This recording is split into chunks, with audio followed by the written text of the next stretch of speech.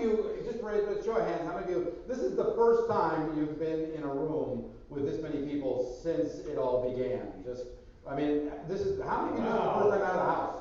Honestly, off the couch. Today is the first day you've worn fans in a year, and almost anybody? Just a few of you? Thank you for being honest, sir. Absolutely. Do me a favor, just turn to the person next to you, look them square in the face, and just say, I'm so glad you're sitting next to me. I really am. Tell them right now. Just make contact. For the love of Pete, make some contact with a human. Yeah. Now, do me a favor, turn to the person behind you. Is this too loud? Are you guys working with this? It's too loud. All right. Thank you, John. I appreciate that. So do me a favor, and I have no modulation. So, yeah, this is it. So let's turn it down a bit. Do me a favor, turn to the person behind you, look them square in the face. Just go ahead, turn to the person, and just say, I'm so glad you're sitting behind me. I really am. I can see you. You're present. 6 feet away, and I can smell you. You're fantastic. Just tell them. Excuse me, sorry. How many of you live in Texas? Just curious. How many of you are Texans? All right. Welcome everybody who's not from Texas. Andrew and I have been here for a long time. I've been here half my life. I grew up in California.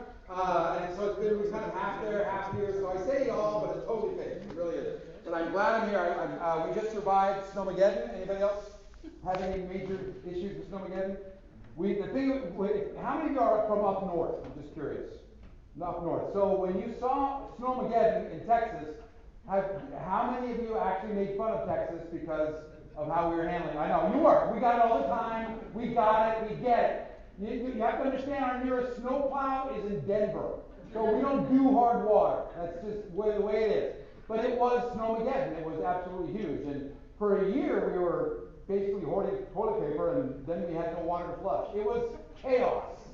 Absolutely chaos. So we're just glad that you're here. Absolutely glad you're here. And in this room, I just want to know how many are the Expo people?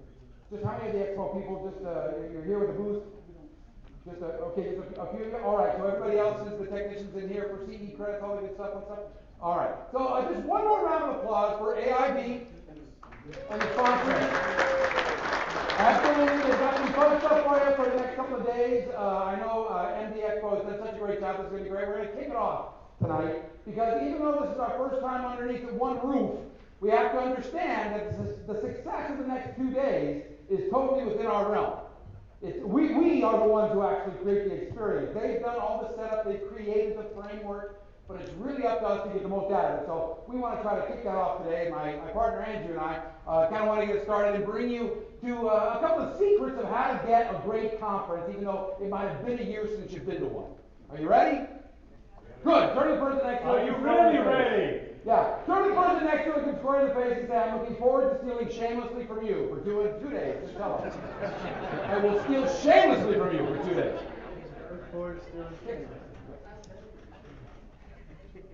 So, I've been in this country 40 years. And 3 years ago, I had the privilege of staying overnight in a hospital for the first time. It was an interesting experience.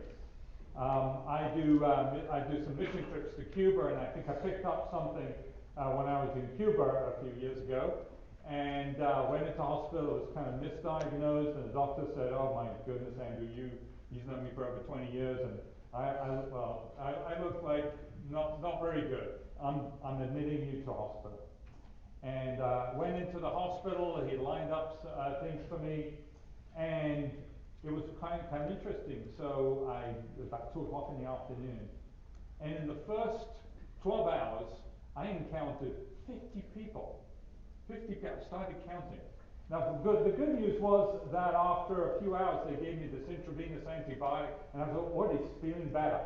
And I'm going like, I want to take some notes here of what is it like in a hospital when it comes to service. And I have to say that every single person that I encountered, they really knew their stuff when it came to patient care. There wasn't a single person. Like I said, I stopped counting after 50 people. Everybody knew about patient care. But there is a difference between patient care and caring for a patient. A difference between patient care and caring for a patient. Just like there is a difference between customer care and caring for a customer. I have to say, it's kind of sad, but out of those first 50 people, there were 5 people that I really felt they cared for me. Like, this person is for me. I remember actually one of them was a technician, and he made me laugh. You know, I've never been in a hospital before in America. And, you know, there's a lot of uncertainty as a patient. And what is this thing that I'm going through? And he made me laugh. I remember there was a doctor. He just took, I could tell, he took some extra time. I asked a lot of questions, and he just took the time with me. I felt cared for. There's a difference between caring for somebody, patient care, and caring for a patient. Just like there is a difference between customer care and caring for a customer. We've all had those sort of experiences where you go, wow, right? That was an amazing experience. This person is really for me. Wow, I really cared. They really cared about me, didn't they? And when you have that experience, it's unforgettable. Just like the Nat King Cole song, right? Unforgettable. And you remember it. And guess what? The other thing you do, you start sharing it. Positively outrageous service, it's not about patient or customer service. It's about creating positively outrageous service. Whether it's for a patient, a customer, a client, you want to create that wow experience. And we define positively outrageous service as simply that wow experience you can't wait to tell somebody else about. So how many of you have had a wow experience like that where you couldn't wait to tell somebody else about? Right, quite a few. Now, how many have experienced that in the last 24 months? 1, 2, 3 of you. Now, for those of you who don't get that's those numbers. Yeah, that's a huge opportunity for everybody, because it's lacking in the marketplace. And when it's lacking in the marketplace, there is opportunities for people who deliver positively outrageous service to distinguish themselves. Yeah. Now, I don't know if you really kind of notice the numbers, but when we say, hey, how many of you have actually been in a situation, whether it was at a hospital, or healthcare, or even just doing business with anybody, where you had an experience where you walked away and said, man, I'm really glad I got them. Have you ever hung up the phone and said, thank God I got them? Or, I wish I had somebody that just gave a flip. I really do. That would be nice. If you've ever been in that situation, the statistic that you just showed are across the board and across the country, and that is, how many of you had a wow experience? Without thinking about it, we put you in a situation, and not even half the people raise their hand. I really want you to get that. Because if you didn't have an experience that was enough to make you move, note that. It's not as prominent as we think. And then when Andrew asks, how many of you had in the last 12 months, literally almost a third of those hands went up. It's something that's absolutely massive, even though we have been in a situation for the last year that has had an opportunity to really emphasize the experience, the patient experience, the business experience. What are we doing to make us stand out? There has never been a time in our business lives that it's been more important to emphasize the experience than in the last couple of months. And yet, that's not where our focus has been. The opportunity is right. It's massive, and it's so important. In fact, there is a recent study I came across that said the price and your offering is no longer the number one thing that customers look for. You know what it is? The experience. It's the experience that surrounds your offering. It's the experience that surrounds your product. That's what people remember, right? When you went on that vacation, right? There were certain, that great vacation you went on, there were certain experiences, because experiences create feelings, and we remember those feelings. And that's what is powerful about positively outrageous service. Now, we're living in an age of disruption, where there's whole business models are being turned upside down, not because of technology, but because of the experience. Yeah, absolutely. Well, just a couple of examples. I think we've really kind of seen these examples over and over again, but I want you to think about your business. How has COVID disrupted the way you do business? Even just spending our time in our little box, being virtual is a major disruption. Whole industries are being disrupted. The Uber Lyft example is just absolutely massive. That they are the largest taxi organization in the world, and they don't own a single taxi. I think Airbnb yeah. has more hotel rooms than anybody else, but they don't own a single hotel. I remember like about 6, 7 years ago, Marriott was very proud that we're going to be opening up another 10,000 rooms in the next year. And Airbnb said, we're going to be doing that in the next fortnight, 2 weeks. Yeah.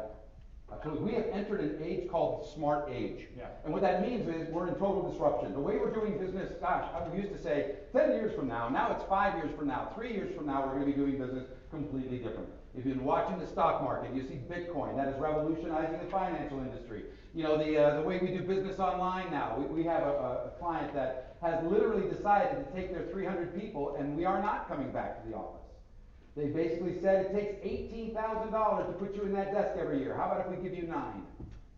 We'll give you a bonus this year of 9,000 if we keep this virtual. And everybody went, yeah! So now we get together once a month as opposed to every day. It's disruption, disruption, disruption, and the opportunity is right to really focus on what gets us through that disruption. Another classic example is this story. Is this.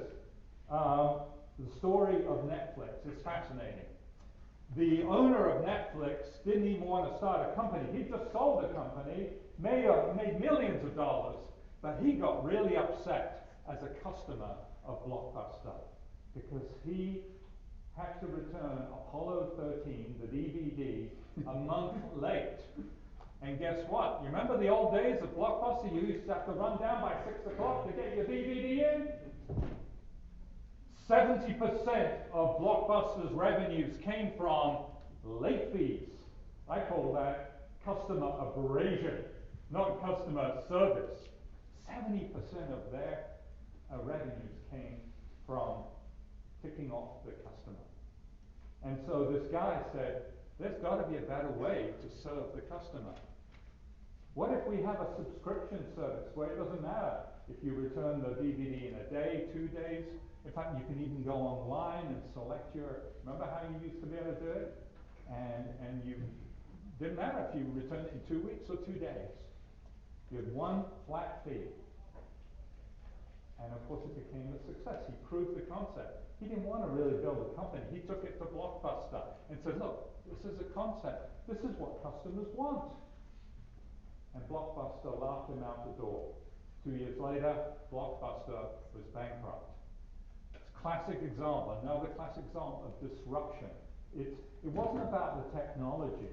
We sometimes get that mixed up. Is it the app on your phone that is for Lyft and Uber and so forth, or Airbnb? No, it's not about the app. It's about a different way to serve the customer. It's the disruption. The application is simply a means of supporting it. Powerful. This whole industries have been completely changed because of disruption. So why should we bend over backwards for our customers? There's 3 reasons. The positively outrageous service changes everything. Now, you heard in the introduction, my background was in marketing. And I spent a number of years, I've worked for the world's largest direct marketing agency. I've worked in high tech, low tech, no tech, you heard that. But one of the things I came to realize after about 15 years in marketing, the most powerful thing you can do in marketing is deliver positively outrageous service. Because it does 3 of the most powerful things in marketing. Number 1, it creates that compelling positive word of mouth. It's that wow experience was so amazing, I had to tell somebody else about it. Wow, that amazing restaurant I went to in New York, that Italian restaurant, it was there by the water, the service was incredible. And you tell the story, right? We tell stories about our experiences. We rarely tell a story about a product or a service. We tell a story about the experience. And it's way more powerful what somebody else says about us than anything we can do from a communication marketing point of view, right? Let's face it, how often do we go look at a restaurant and we're actually reading reviews from complete strangers, right? Isn't that crazy? Back in the day, you would ask, well, I'm going to New York. I'm going to take my wife up to New York, and hey, do you know any good Italian restaurants? We don't even ask our friends anymore. We're now going, and we look it up online. Italian restaurant on the river in New York, I find this list, and then I'm reading the reviews. Complete strangers give credibility to what you're doing. Positive outrageous service delivers compelling, positive word of mouth advocacy. The second thing it does, it creates intense loyalty. Because I wouldn't dream of going and doing business with anybody else. Right? Why would I go anywhere else when you deliver that wow experience for me? It's not even on the radar to look at your competitors, which leads to the third thing. Well, so that loyalty leads to more business. Anybody want to get more business from their existing customers? Only two of you? Only can boost your business. And in terms of revenue, competitive differentiation, and in marketing. And I know that some of you are thinking, you know, Mike, I appreciate that, but I don't own the company. I'm a technician. I actually work at the hospital. It's not my job to go get new business. It's not my job to actually worry about that. I've got enough to do with what I'm doing. Well, the reason why these topics are so important for you is everything you say and everything you do is everything that the hospital is to the person in front of you. It doesn't matter if you, what your position is. You could be a candy striper, you could be a technician, you could be the nurse, you could be the doctor. If I'm sitting on that gurney, you are everything to me. Everything you say and everything you do is part of the experience. And now more than ever, I'm going to tell some stories about how this is important, especially with the technician part, but it's the idea that every single person owns a piece of the interaction. As a matter of fact, when I leave this hospital, the thing that makes me think, is this good, is this bad? Should I post a review? Should I come back? Has more to do with the people than it does with the service that I've received, the healing that I've received even. It has everything to do with the experience of the people that I've had. And if you've ever been in that experience, you know how great it can be with one person that basically just makes you feel that moment that says, I'm in the right spot. And sometimes that's not from my physician. In fact, most of the time it's not. It's from all the peripheral. I let my physician focus on the healing, but the experience comes from everybody else. I need my techs to know, or to know the impact that they have. And if you never see a patient, it's still about the experience that we have with each other. Because positive outrageous service is all about creating a culture as well as an impact on the people that give us money or the people that use our facilities. Now, you have to have a culture of this first, and we'll talk about that, before it bleeds out to everybody else. Let me give you an example. How many of you have had, how many of you have children? You have children? How many have children under 10? Woo! Okay. How many have teenagers? Just curious. All right. Afterwards, I want you immediately come up here. We'll gather. This is a support group for us. We won't say anything. We'll just hold each other and we'll be okay. COVID, be gone. How many were at the birthing of the child? Raise your hand. Woo! Some of you are still pretty angry. I understand. How many were at the birthing of the child and the doctor came to you and said, congratulations, we're an effective tech person. Look at the brain on that little child. Your physician, oh, healthcare. Oh, very nice. Is that what they say? No! Why? Because it's not genetic. That's why. They're never going to find success on your DNA. They're not going to find your position on your DNA. They're never going to find influencer on your DNA. It's built over time.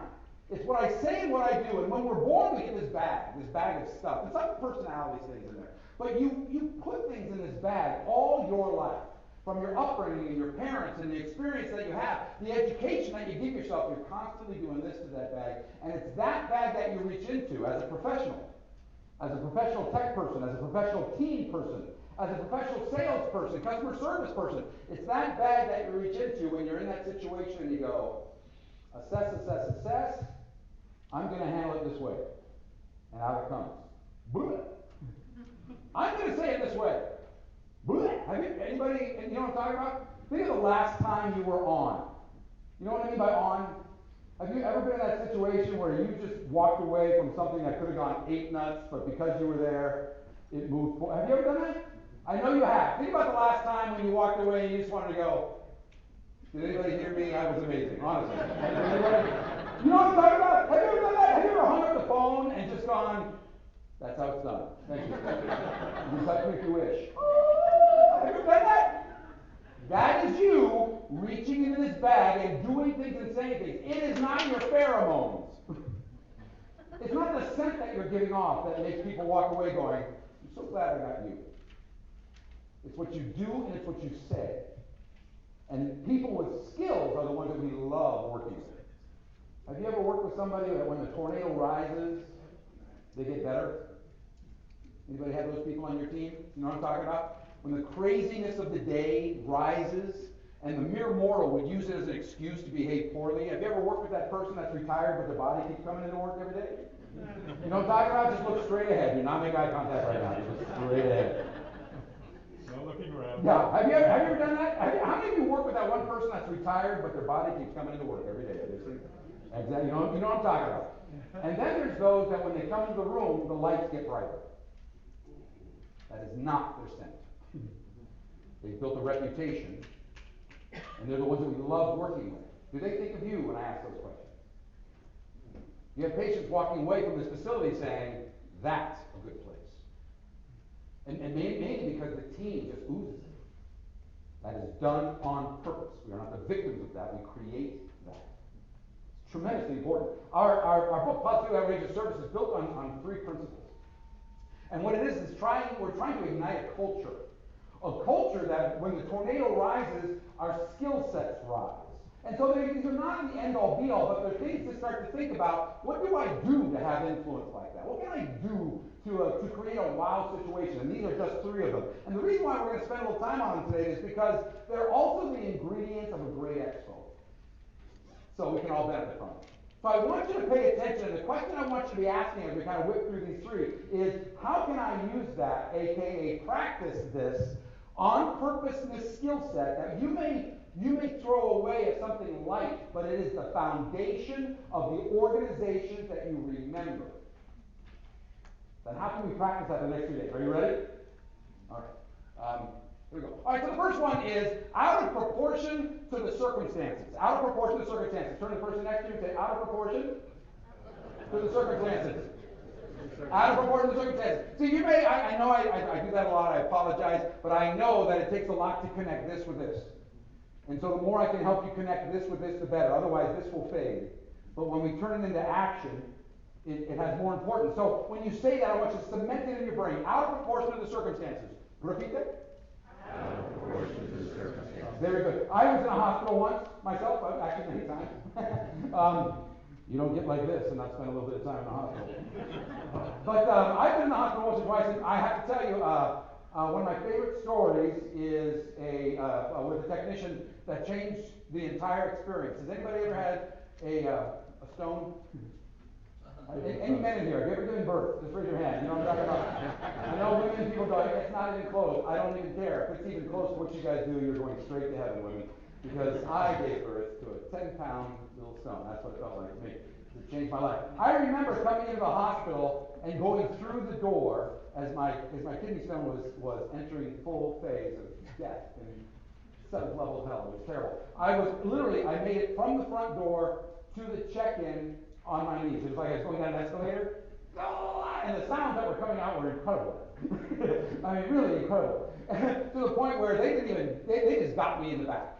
They got me in the back and they were giving me all kinds of drugs. And we're going to get this through. Matter of fact, they said, Mr. Hoffman, it's actually so large, we're going to do some sonogram and we're going to try to bust it up for you. And I was in so much pain, I really don't remember a lot of that, except for the pain. But I do remember Justin. Yes, thank you. A little intro music for Justin. Justin comes in, he's the tech. Justin comes in with the thing. He comes in, he could not be more happy. I don't know what Justin did to love his job, but Justin came, he thought it was the best thing in the world. He was like, yes, another one, woo! And he was making jokes. I was not having it. I'm lying in the bed, begging him, just get it done, Justin. Use a spoon. I don't care. I want it out. Do it, Justin. I apologize for the graphicness, but your position, around those people. But Justin is hilarious, and he's asking me questions as he's setting it up. And Justin asked me the question. He says, Mr. Hoffman, what's your favorite type of jello or a favorite type of pudding? And he goes, because you get pudding after this. He's trying to make a big deal about pudding. And I'm like, Justin, I like tapioca. And he went, I'm sorry, it's just chocolate and vanilla. So I'm like, oh. And so we started joking about that. No tapioca, because I'm just writhing in pain. So he's making a big joke about it. And he does his job. Okay, I know it's already a long story, but to get to the point, at the end, everything was great. He actually ended up administering the best What's the best drug you can give to somebody in pain? Morphine? Actually, I think it's better than morphine. What is it? Dilaudid. Nice. I knew I'd ask this crowd all of a sudden. Oh, I've got some right here. Let me show you. These are really great. Check the blue ones. The blue ones are awesome. It was a dark one? No. Demerol. Demerol. That's my favorite. Demerol works for me. Give me Demerol and you can cut off my leg. I won't even care. Yeah, it was great. So Justin comes and he says, but at the end, he gives me Demerol and things start to calm down and everything else. And in comes this tray with this individual thing of tapioca. Yeah, with a spoon and everything, had a little candle on it. It's like, oh, that's because I gave birth today, so he's going to celebrate the birthday of made a big joke about it, brought it. He had, when he was going through this, he had called out to the room outside and asked somebody to run around to the corner, grab the store, and get me a tapioca. Yeah, oh, no. She said, oh, no, that's not all. What That's positively outrageous, that's isn't it? wow. That is wow. I have told that story a million times. You know what that tapioca meant to me? It's single tear. I was actually wasn't even single. We laughed so hard, we were crying.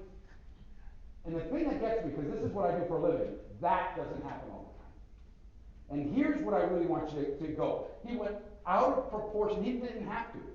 He already did a great job. But it was that one little thing, because he is conscious of the experience that he knew in this situation we might be able to do that. And he's paying attention to the person in front of him, and he sets it up. Go get this guy a tapioca around the corner. And it was $1 million to me. $1 million. Does that make sense? Out of proportion to the circumstances. Finding those opportunities doesn't happen all the time, but man, when it happens, when you can be present and pay attention, knocks it out of the park. Little thing, I'm sure it's made that hospital a lot of money, because I know I'm not the first one. And I'll give you a little tip. Because Justin knew that this is how you do it. The people outside had to have been used to it. They had to be accepting of it.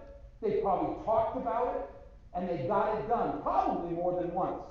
And that little thing, I'm sure it wasn't just for me, but holy cow, are they smart. Out of proportion to the circumstances, whenever you can. Turn the person behind you and look at them square in the face or the back of their head and go, you smell terrific, you really do. Everything we do and say sends a message. Just want to reiterate what Michael said, because it's not big things. You know, we have sometimes we work with clients and they go, oh, this is something additional I have to do. No, it's so often, as Michael's example showed, it's in what we already do. It's how we already do what we do. Because everything you do sends a message. Everything we say sends a message. That opening line in an email sends a message. Just simply asking the question, how are you doing today? Sends a message, doesn't it? And when they respond, my favorite response, when I hear this, they say, I'm fine. You know what I'm fine means? Everybody seen the Italian Job, British movie? Italian Job, anybody seen Italian Job? A couple of you. So there is the crime boss says, somebody says to the crime boss and says, I'm fine. And he says, you know what that means? That means you're freaked out, insecure, neurotic, or emotionally unstable. So which is it? So often, when people say, I'm fine, it's that knee-jerk reaction, right? 9 times out of 10, there's something going on in that person. And I ask the question, how are you really doing? 9 times out of 10, there's something else going on. Because if somebody says, I'm fantastic, fabulous, wonderful today, they're probably fantastic, wonderful, or fabulous. But when they say I'm fine, that's that knee-jerk reaction. And that can be out of proportion to the circumstances. For them, it may appear as being random and unexpected, but you were intentional by asking that first question. How are you doing? How are you really doing? It's powerful. and you create an experience.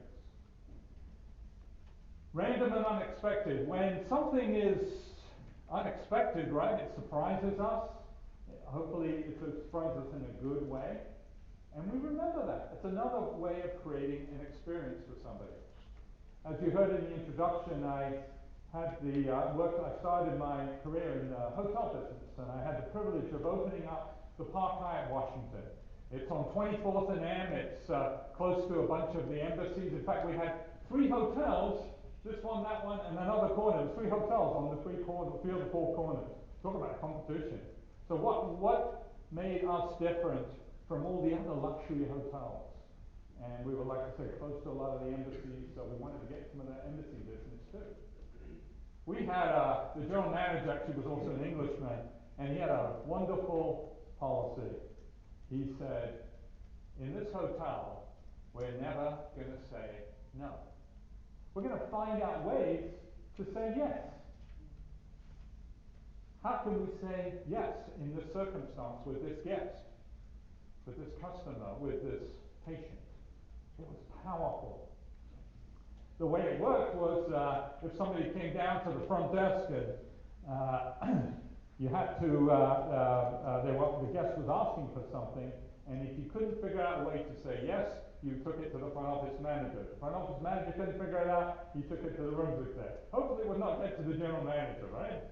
I remember one time there was a sheik with this whole entourage. They took up the whole floor of the hotel. And in the suite, there was a large round table with a chandelier over it.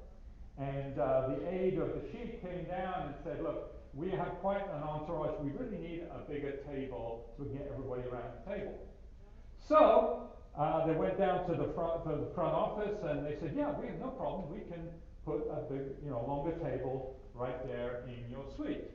The trouble is that long table now had the chandelier at one end. So they came down to the front office again and said, is there any way we can move the chandelier to the middle of this table? And the front office clerk goes, hold on, I think I need to talk to the front office manager. Front office manager goes, I think I need to talk to the rooms exec. Rooms exec calls the chief engineer and says, is there a way we could do this? And they start discussing this, and the chief engineer says, yeah, we could do that. I mean, we're going to have to dig into the ceiling, and then after the guest is gone, we're going to have to, put the cables back and repair it. It's going to cost about $3,500. And they went back to the guest and said, yes, we can certainly do that. It will cost $3,500. And the guy says, oh, put it on the bill, no problem. When we figure out ways As to sheiks say would yes. do. No, they could have said no, you know what, that's a little, that's okay. We can live with the chandelier at one end of the table, right? But it becomes the guest's choice at that point. We're not saying no to that person, we're giving them an option. And that's powerful.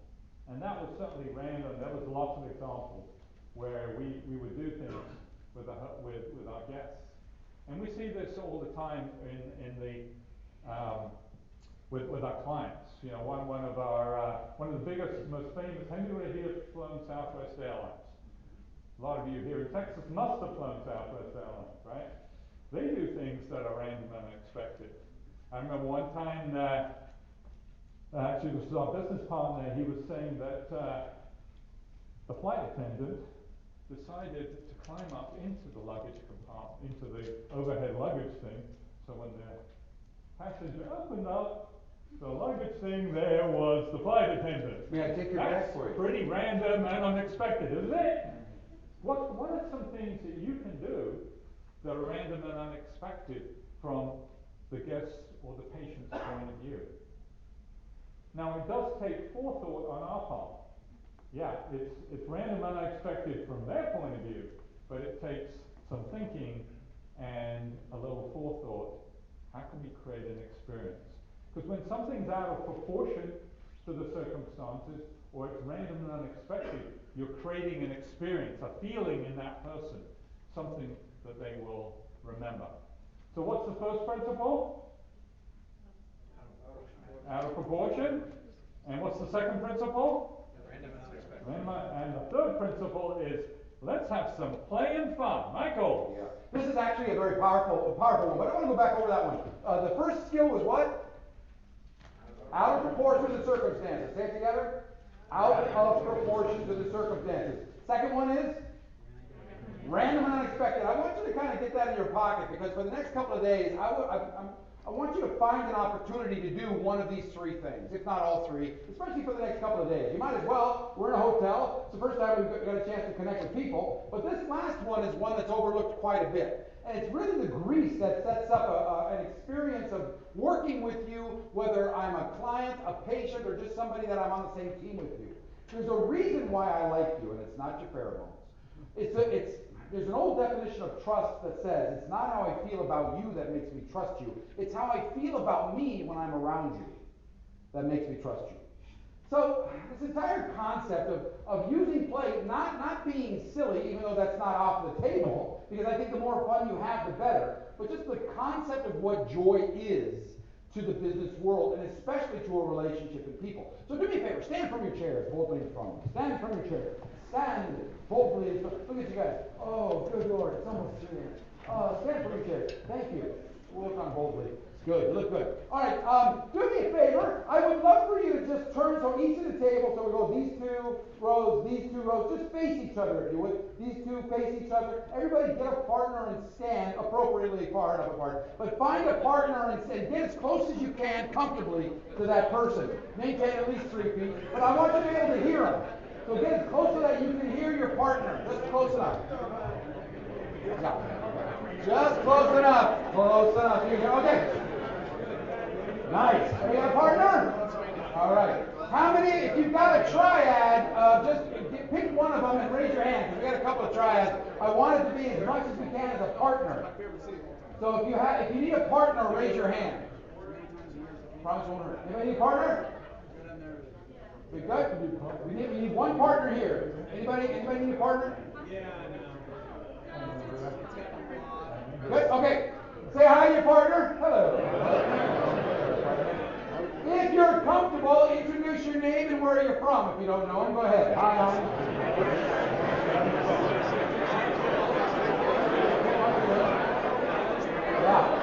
Yeah. That's a good one. Do we handshake? Do we fist bump? Do we wave? It's challenging. Very hard. Okay. We go. Number one. I want you to decide who's going to go first. So in your team, decide who's going to go first. Go ahead, decide. Who's going first? Number ones, raise your hand. Number ones, raise your hand. Raise them high. Number one. Raise them high. Very good. Decide who's going to go first. Number ones, raise your hand. You guys got it decided? Okay, good. Yeah. Okay. Number ones. Here's what we're going to do, kids. We're going to do a little exercise in listening. Very important skill when it comes to people. Yeah, what? Good one. We are going to do an exercise in listening. This is an exercise in what? Listening. Very good. So number ones, you're going to go first. And when I say go, I want you to just go for it. I want you to describe breakfast. Really paint it up. Your person's going to be listening to you, so I want details, textures, impressions, the feeling. I really paint the experience. Where were you at? What was it? What motivated you to get breakfast? Go nuts. You're only going to have a minute. So go for it, okay? When I say switch, hang on a second. Hang on, don't go yet. Don't go yet. This is an exercise in what? Okay. So when I say switch, number twos, you're up. And I want you to do the same thing. Really paint the picture, man. I want the textures and the impressions, everything. Except I want you to discuss breakfast you had a week ago. Go!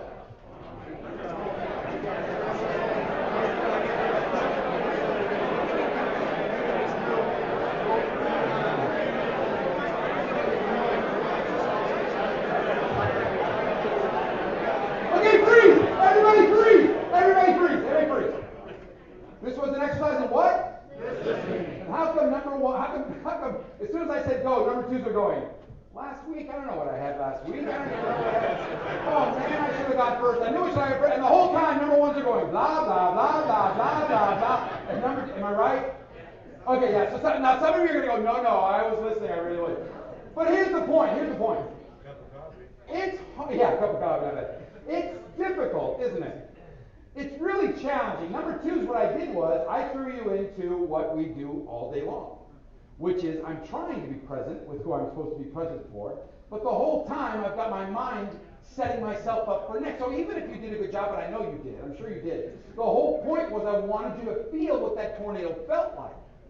Because remember, this was, I told it at least 4 times. It's an exercise in listening. And yet, as soon as we said go, you're going, okay, what did I have? And you're saying what? I said, what did I have? Okay, oh, I missed that part. And it's not easy. Am I right?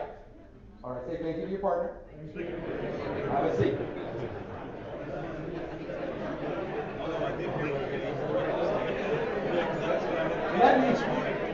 Let me drive home a few things. First of all, how does that little exercise connect with that word? Anybody want some connections? How does that exercise connect with that word? This is the interactive part. Anybody? It went well. Yeah, okay, it went well. It did go well. You know why it went well? Because I said stand from your chairs, and everybody had to decide, am I going to play or not? The very first thing I did is I put you in a situation where you had to consciously say, am I going to do this? And even if it was the peer pressure, like, oh, I'm going to be the lone thing. I still want you to know that's actually very good, because that's a sign of a professional. A professional is somebody who's in a situation that says, in this situation, I'm going to make choices, even if it's past my comfort zone. I'm going to say, this is needed here. That's what a professional does. And so I put you in a situation, great observation, where you had to make a choice. Am I going to play or not? So yeah, it was successful. Everybody stood. You stood from your chair. Good for you. I just want to throw this in as a little bonus side aha. And that is, in our years of experience of working with people around the world, that is the number one thread of any successful person, team, organization. Is they have a commonality. They have a tendency to say yes more than no. Yes is usually on the forefront of their thought process. It's on their lips. They'll say yes more than no. It's not that they never say no, it's just that it's always an option. Dustin Hoffman was a great American actor. He was interviewed after he got his breakthrough role on The Graduate, which was a long time ago. Most of you were not born. In the 60s, The Graduate, and it was his breakthrough role. And they asked him. The movie is about a college graduate or college student who is his girlfriend's mother, Mrs. Robinson, seduces him very badly. If you ever heard of Mrs. Robinson, this is where it came from. And they asked him in the interview, do you love Mrs. Robinson? And his answer was, oh, undoubtedly, yes. Especially at that time, shocking. Why would you think that as an actor? Why would you think that? And listen to his answer. This is why he became Dustin Hoffman that we all know. Tootsie all over the world. He said, because as an actor, I have more options with yes than I do no. Yeah, that's profound. As an actor, I have more options with yes than I do no. That word is the secret of good teams. Don't even answer this question, but in your head, in your heart, have you ever, or are you working now with a team that has a tendency to say no first? I can't first. Let me tell you why that won't work first. It's debilitating, isn't it? It's exhausting. Well, you're not responsible for everybody around you, but you are responsible for you. And so what I'm going to give you a challenge is these 3 little things that we practice for the next couple of days. In our MD Expo, let's make it the best we've ever had before. How? What's going to be the difference? I want you to make conscious choices to be random and unexpected. You've just met somebody, your partner, that I give you a challenge. Make them your burger buddy. Go out of your way to find somebody to have a cup of coffee with, maybe a burger. This next couple of days we have great food here. Exchange information. Connect afterwards. Do something that's random and unexpected with somebody in your group today. Go out of your way to be out of proportion to the circumstances, and definitely bring some joy in the breakouts that you're doing, because some of the topics I'd rather go ahead, holding my it's stuff. It's just so huge and heady and great. Man, we got a lot of work to do. So we can get work done a lot better when we do that. So bring the joy. Ask the questions. Don't wait to be interactive. You start it, and you see what happens to your group. Does that make sense? Good, absolutely, good. So turn to the person behind you, look them square in the face, and say, I am deeply, passionately in love with you. I really am. Go ahead and tell me right now. I really, really am. Some of the guys over here are going, I got it, no, I get the point, don't worry about it. All right. So to summarize, what's the first principle? Let's hear it. And number 2. And number 3. All right. Now, any one of those can create an experience, but like a good cocktail, when you start mixing them together, you produce something even more special. So when you do something that's random and unexpected, out of proportion, and it's fun and playful, that's a powerful combination that is positively outrageous. So the original book, Positively Outrageous Service, was actually written 30 years ago. And the original author, T. Scott Gross, wrote it, and one of the things that he found that there were some companies that implemented it well. And probably one of the most famous implementations was there used to be a little regional airline that flew around Texas, and they wanted to go national. And how were they going to compete with TWA and Northwest Airlines and Eastern and Continental and Pan Am? Oh yeah, none of those exist, do they? Well, they read the book and they said, that's it. We need to deliver positively outrageous service. In fact, they even used to have it on the gate. Some of you may remember. Positively outrageous service, the Southwest way. They adapted the principles, but most importantly, they created a culture. What is a culture? You know, and the reality, there is a culture in everywhere we go. There's a culture to MD Expo. It's different from other kinds of meetings. There's a culture probably in your organization. There's different cultures in different hospitals. You know, we are actually working with a couple of hospitals now, and there's definitely a culture in the particular hospital we're working in.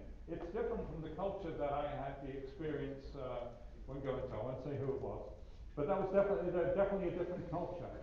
So there's cultures, and the reality is cultures, what is it? It's made up of people, isn't it? It's a community, and when you create a culture, you actually cultivate, and it's characterized by what we consent to. What do we allow? What we champion. What's important to us? What are the values that are important to us? How do we let people have that influence?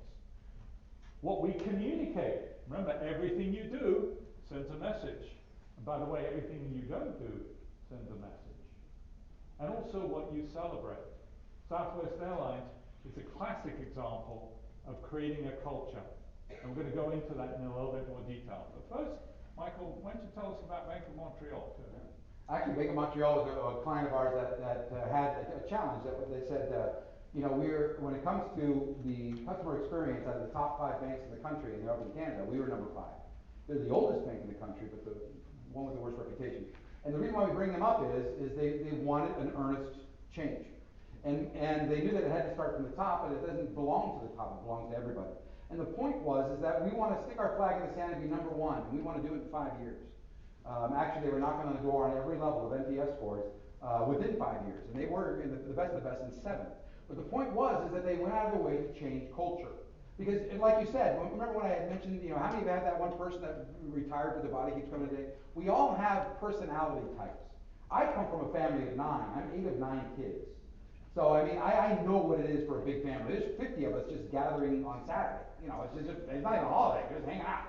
It's big, it's loud, it's messy. There are people in that group that have done time.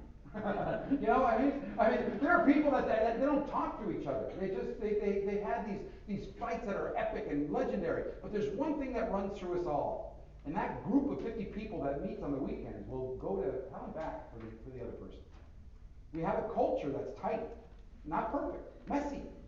But there's a commonality, there's a thread. And that's what Bank of Montreal did, is we have to create a group that says, we're all moving it. You're not the victim of the tornado, you're part of what's going on. Make me a part of this, not a victim of this. And that was the mentality, and they were knocking on the door. And same thing with Southwest Airlines. They're now along with American Airlines, they are the #1 domestic carrier of passengers. And it's all through positively outrageous service. So what can we do in our influence to create culture? Because the reality, everybody has influence. You're not necessarily, and you know, they characterize, what is a leader? It's a leader, it's not necessarily the boss. You can be leading because you have influence. And we all have influence, we have power, especially when we deliver positively outrageous service. So in the last few minutes, we're going to just share with you the 7 habits of creating a positively outrageous service culture. Because we have found that some companies implemented the principles well, some not so well. And it came down to these 7 things. The first is enlisting. You want to have a group of people that are service naturals. You know, when I worked with Hyatt Hotels, in fact, that's what we really hired for. More than aptitude, we hired for attitude. Because you can give people more technical skills, right? You can give them more experience. But their attitude, can you change that? Yeah, it can change over a period of time, decades. It literally does take decades, you know? And good therapy. And good therapy.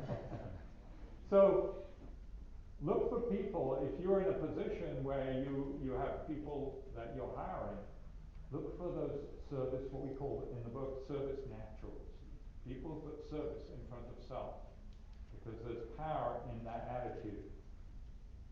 The second principle? Yep. Second one is, and as we go through these, all I want you to do is to think about your team. And think about you, because you might not be in a position where you're running the show. I'm actually part of the team, Mike, I'm not running the team. But here's what I want you to do, is to ask yourself, what about me? Where do I fit in this? Like, for instance, the second one is about energizing the leadership. Because there's an old saying that says the fish stinks from the head. So for some of you, that may mean you. You know, what's our team like? So if you've got any influence at all, start to raise the banner of experience. Be the champions. People will follow. They want. I have never met anybody ever in any organization in any country around this world that did not want to be part of something that was fun. Did not want to be part of something that was having influence and doing something different. They want to be part of something, not a victim of something. And it starts from the leadership. So think about that. How do you energize your leadership to start the verbiage of creating a better experience? The third habit is to really equip. Now this happens in larger organizations. For example, in a hospital, you know, how does positively outrageous service look like in admitting? It's going to be different to how it looks like in radiology or in the hospital ward, right? Or in the rooms. So the positive outrageous service will manifest in different ways, so we need to be equipping people in different ways in an organization. The next principle is about engagement. Yeah, and that's about basically what are we doing to get our people to be involved in this. I want to give you a little challenge. One of the things that we like to do with an organization is say, Mike, where do we start? We can all start right here in bringing the experience up, and that is, don't worry about anything else, worry about you. What's the experience like working with you? If I took your title away, if you were a person in leadership position, would they still work for you? You know, if I was on your team, am I really glad you're on my team? If you're working with me as a sales person, am I glad that I got you? And if so, why? So I'm going to give you a little challenge. If you've got somebody that is doing something so that you can be here for the next couple of days, I want you to go out of your way to say thank you to that person. Matter of fact, I would like you to take out your phone and just make a note to yourself if you haven't already, but just send them an out-of-the-blue text or an email that just says, I want you to know I'm at the expo right now. I'm meeting some fun people. This is going to be awesome. And it's all because you're allowing me to be here. I just wanted to say I appreciate it. And you send that to them and you watch the reaction. You watch what happens. Engagement is about telling people that it's not about an attitude or a philosophy or something on the wall. It's about little tiny choices, like standing from your chair and saying yes first. About going out of your way to text somebody, I saw you, that was fantastic. Holy cow, you're not even my boss. I know, but I see you in it every day, and you're amazing. And you watch what happens. Because at first, they're going to call you on it, and they're going to go, what are you smoking out there in Texas? That was, what? I got to go to these things. But I will tell you this, and they'll start to expect it after about 2 times. That's the way it works. That's the way she works. I love being on her teams. It's not normal. It's little tiny choices that we make every day. So what can we do to engage our people to do the same thing? Making choices every day. The next two habits, the next two habits go hand in hand. You can't improve that which you don't measure. And of course, in hospitals now, we're measuring a lot of things when it comes to customer satisfaction. We use the NPS score as well, because the NPS score is that the top two, the 9 and 10, it's like those are the active promoters, i.e. somebody who talks about you. So that's why we use the Net Promoter Score. And also you want to find where are the gaps, you know? Because the reality is, we could be doing everything great over here in Department A, B, C, and D, and then all of a sudden the bill is wrong. I remember I learned that in the hotel business. We used to have these massive conventions. Everything went fabulous in the meeting rooms and the banquets and the exhibit hall. But if the meeting planner gets a bill at the end and it's wrong, that's their last impression. So you want to find out where's the weakest link and make sure that we close those gaps. So evaluating and enhancing. And finally, we need to celebrate in the last minute here. Yeah, I will tell you this. This is probably one of the most underrated and unfocused on skill sets that any culture can have, and that is, when do you party? And the answer is, if you're not doing it on a regular basis, then you're not bringing emphasis to the type of behaviors you want your people to do. So you start celebrating when people start giving good service, whether it's internal or external. You start acknowledging the behaviors. We instituted an award ceremony just for joy with one of the organizations, Siemens, out in Orlando, where they literally have given focus to the idea that when someone does something for me that makes me go, wow, I write it down, and we're going to take the best of the best and have an award. They know how to party, and in doing that, they bring emphasis to it. So that's a great skill set, but what I want you to do is I want you to go out of the way for the next couple of days to bring joy, to play, exalt the fact that our experience is, you're the first person I've seen in a year and a half. And I don't care if you like me or not, but I may have to hug you. We'll do it virtually. We'll do this. We'll do this. One of those. Just, I'll go that you go, oh. We both had COVID, so we're okay. So if you want to know more, I know we just touched on these things, on these 7 habits. If you'd like to know more about it, we actually have a series of 8 podcasts, 8 15-minute podcasts. Just text OWN IT to 66866, and we're happy to send it to you, or give us your business card. And I know we are almost out of time here, but we do have time for a little bit of, final summary. Positively outrageous service, it's a lot about getting creative. It's doing what you already do in a way that's creative, that's random and unexpected, it's out of proportion, and can be fun and playful. To get creative, involve your team. Who do you do positively outrageous to? List some of the ways that you can do that for your customer or patient. And finally, positively outrageous service is not just limited to one sector. Michael touched on this. It starts actually internally with your team. You need to be positively outrageously servicing your team first, and it actually has this ripple effect. Because if your team is experiencing it, it's, pun intended, love is infectious. You love on your team, they're going to love on the patient or the customer. How about taking this home with you? How about doing something positively outrageous with your spouse or your family, or vendors, or other people you interact with? So it's not limited to just the customer. We tend to, yes, we talk a lot about just the customer and it's the patient, but it can be extended all throughout. So let's have an outrageous expo here, and we are around here. We actually have some books. There's actually 2 books. One is specifically for around the positive outrageous around the medical profession. So we have 60 of those books to give away, and we have 20 of the original positively outrageous service books. We're going to be here at the end giving away those books. We'll be at the, if you have any questions, at 4:30, right? Yep. We're gonna be at, And the reason why we have them to give away is because this group of people Yeah. right here has purchased them for you. Give them So a a big big round of applause, please, for the XRP. That's for you!